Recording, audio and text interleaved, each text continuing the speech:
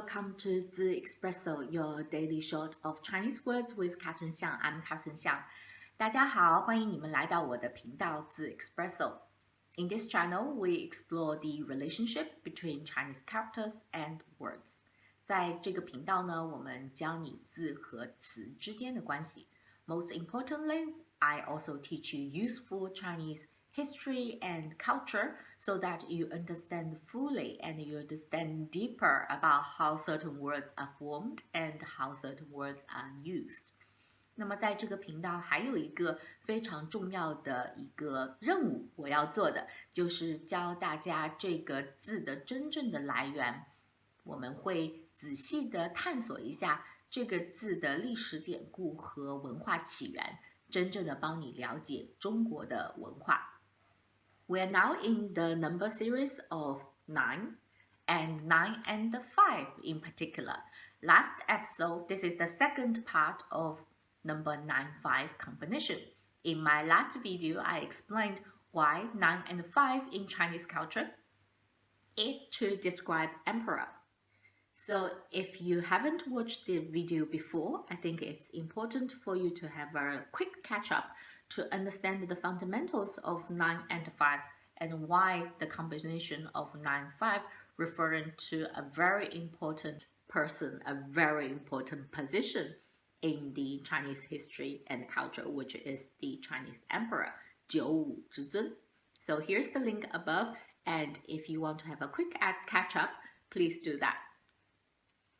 今天我们会继续这个九五，那么今天我们要说的是九五之数。九五之数。Today we will continue with the idea of 九五, but today we will talk about 九五之数, number of 9-5, and more importantly, we're gonna explain and understand the question of how come number 9-5 in Chinese culture can inclusive the whole universe. We use number 9 and 5 to referring to everything happen in this world. Are you excited? Let's start. As always, we need to remind ourselves a little bit about the Chinese characters. 那么我们和以前一样，我们先要来看一看这两个汉字是怎么写的。所以数字9和5，我们一起看一下。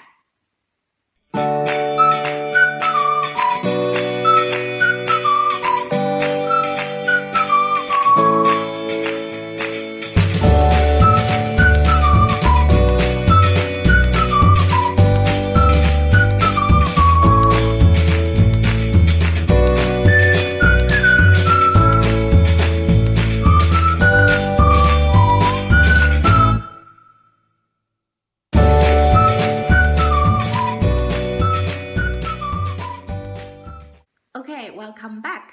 So I think you're very familiar with the characters already. Let's expand a bit more. In today's video, you're going to learn a lot of vocabulary.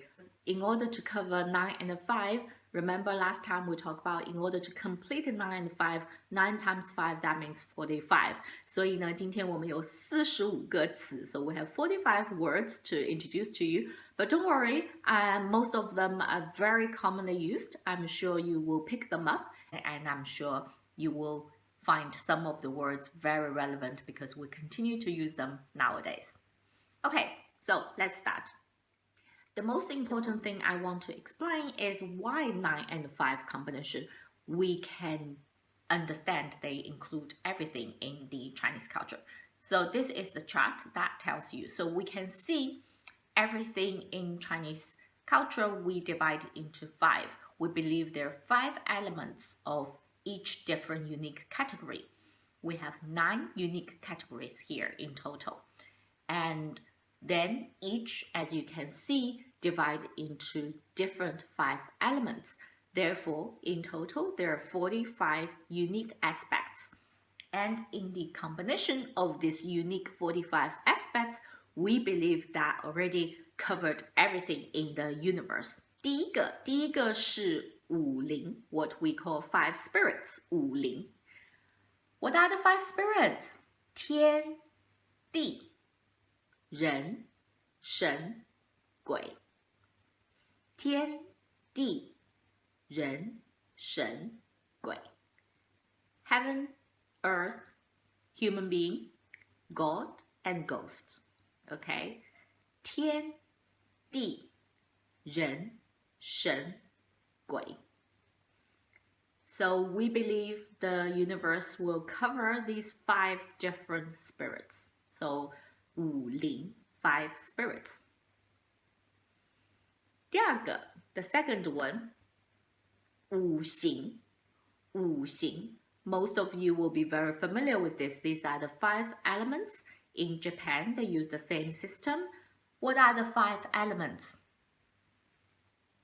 木火土金水木火土金水 Wood, fire, earth, metal, and water. You know the Chinese zodiacs, right? So when we talk about there are 12 animals, but actually, if you need to understand the full cycle of the Chinese zodiacs, it's actually every 60 years. Every 6 years, you will have someone who will have exactly the same zodiac as you. Why is that? Because every zodiac will contain these 5 different elements. So for example, I was born in the year of horse, but not all the horses are the same because we have different 5 elements. So according to this, we will have a earth horse, fire horse, water horse, and also the wood horse and metal horse. And this year is the beginning, 2020. Year 2020 is the beginning of a full cycle because it's the year of rat, but it's a metal rat. So that is the full cycle of another 60 years. It's very important because Chinese people will pay attention to the different element, and that will determine what kind of personality and what kind of fortune you're gonna have if you believe in that. Depends on the element. So 五行木火土金水 Number 3 第三个五方方向 direction. So this is very easy to understand. 东南中西北东南中西北 East, South, Middle, West, and North. 东南中西北 How many of you have ever played the Chinese game Mahjong? Mahjong, I don't know if that's the English name. Mahjong, one of the most popular game in China. And if you play the game, you will know there's very important pieces in the game is 东西南北中 So it has the Chinese characters on the little pieces, and that tells you the directions. Now we are moving to the 4th aspect, that is 五色 5 different colors, 色 color 青赤黄白黑青赤黄白黑 So these colors referring to blue, red, yellow, white, and black. If you are artist or if you paint, we all know these are the basic element of the colors. With the different combination, you will be able to create more colors, right? So yellow and red together, we will be able to create orange, and then blue and yellow together, we turn it into green. So these are the fundamentals in the Chinese mindset. If you have these 5 colors, you will be able to create different shades, and that will cover all the colors. So this is pretty much the logic, and we can apply it to other aspects as well. One more time. 青赤黄白黑 I know some of you will wonder why 青 is blue and why 赤 is red. Shouldn't it be 蓝 and 红? So bear in mind these are the most ancient expression. So we have some language change. 青 is the word we use in throughout the Chinese history referring to blue, and 赤 is referring to red, but of course nowadays we say 红 and 蓝. That's absolutely fine. But according to the very original script of 五色, we use 青 and 赤. Where we are moving to the fifth one. Fifth one is 五十. 时 most of you know as time, right? As season. Here is particularly referring to the season. So what are the 五十? 春夏季夏秋冬。春夏季夏秋冬。Here what is interesting is the idea of 季夏, recording the final month of the summer. That is important in the ancient time because in the autumn people need to prepare for the harvest, and getting ready for that is particularly important. So the last month of the summer is kind of in the middle and deciding when will be the transitional season. So we have this 5 different seasons. 五十. One more time. 春夏季夏秋冬. Of course, 春夏秋冬 4 seasons, we still use them nowadays. Okay, now we are moving to the 6th aspect, and 五谷. We have talked about 五谷, right? Do you remember when we talk about numbers 4和5, number 4 and 5? When we talk about number 4和5, there's one idiom we've learned, which is 四体不勤，五谷不分. So here is exactly the same 五谷.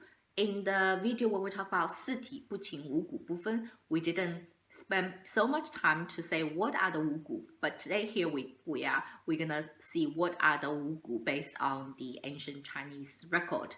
So 五谷 here is 稻、黍、稷、麦、黍。稻、黍、稷、麦、黍. These are the typical crops that ancient Chinese will farm. So they're really, really important. And the idea we talk about 五谷不分 is such a bad thing because you cannot even distinguish what are the most basic food, for you to survive. So that's where 四体不勤，五谷不分 came from. And here, finally, we get to know what are the 五谷. Let's try to read it one more time. 稻、黍、稷、麦、黍。稻、黍、稷、麦、黍.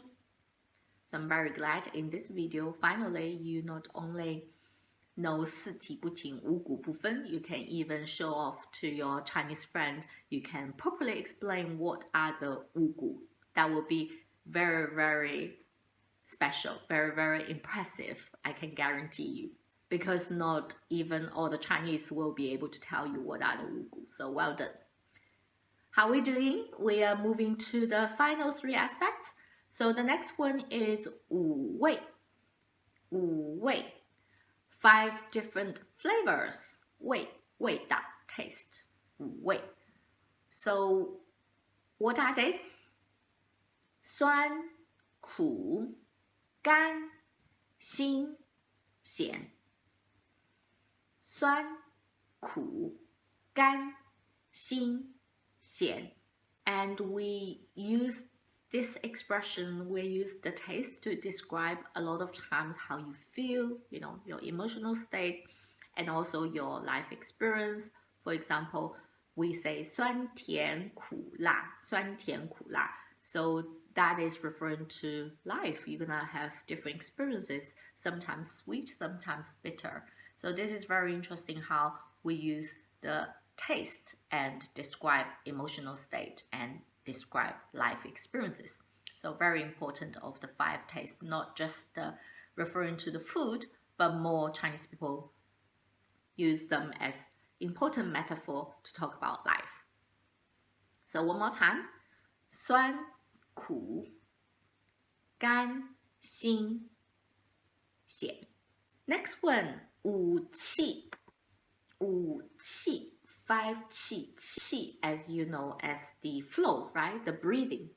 So these are really important for Chinese medicine. So these are 风、热、湿燥寒分热湿燥寒 If you ever seen a Chinese traditional medicine doctor, they will tell you, for example, your body is 热体热 or maybe you have had 风寒 if your body had wind and cold, you're more likely to have a cold. So we use this kind of terminology and to describe how your body reacts. So wow, finally, number 9, the 9th perspective, the final one. Can you guess what are we missing? It's the sound. So the final aspect is 五音. Let's have a look at what are the 五音. 五音 referring to 工、商、角、徵、羽。工、商、角、徵、羽。And you can see this is basically the 5 keys, and if we refer it to the Western music, it's more like do, re, mi, fa, la. And based on the history, we will be able to see that these are the 5 different keys, and typically we use the ancient instrument to play these 5 keys. One thing interesting is how these 5 keys relate to health of your body, different organs of your body. And Chinese believe these 5 keys has a unique function to be beneficial to your heart, to your liver. This is quite interesting. Especially later we will hear the instruments a little bit that is really good for your heart, that relax you. And then at the same time, there's also this interesting connection amongst how these 5 different sounds relate to the 5 different elements of fire, earth, metal, water, and wood. So basically everything is connected. 5 different sounds will potentially have the benefit of different parts of your body and link to different elements, and that is the unique beauty of this 五, the number of 5, and how these 5 correspond to each other. So let's try to listen to some of the Chinese traditional music and see if you like how the ancient music was played with 5 different keys. So let's see.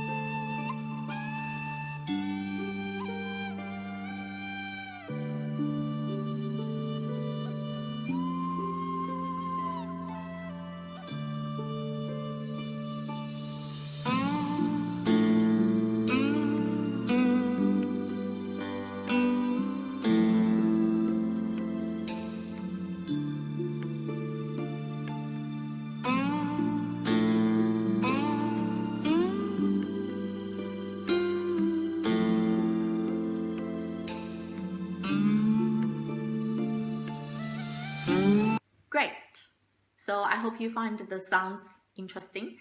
They're not exactly transferable to the English ones, but they give you an idea of how Chinese perceive the 5 different sounds. We talk about the 5 different elements. So every single aspect, you can have 5 different types and 5 different elements to it.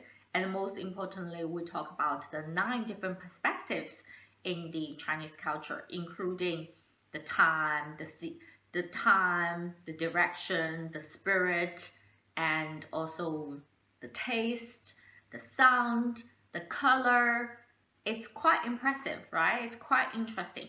I know it's a lot of vocabulary. I know it's a lot to take in today's video. I think the purpose is not that by the end of this video, you're gonna have to remember all the different things. You're gonna remember all the 45 words in Chinese. No, don't worry, that's not the purpose. The purpose is just for you to, first of all, understand how Chinese people perceive the world through these 45 different dimensions, right? 9和5的组合. The second thing is, of course, if you can remember some of the meaning, even not necessarily the Chinese, but what are, for example, the 5 basic elements in Chinese? What are the basic 5 spirits in Chinese? Even you know the English, that's already a great achievement because that is so fundamental and so influential in the Chinese culture. So finally, if you pick up some Chinese vocabulary words, how it's pronounced and how it's said, even better. I will be so proud of you if you manage to remember all these 45 things and formed everything is the universe through the Chinese mind. Okay, great. Hope you enjoyed the video today, and thank you for watching till the end. It's very intense, but I hope you will, gain something from today's video. If you like it, please give me a like, and I'm looking forward to the next video. We're gonna move to finally number 10. 所以呢，下一期再见，非常谢谢大家观看到最后。In the meanwhile, take good care. Bye.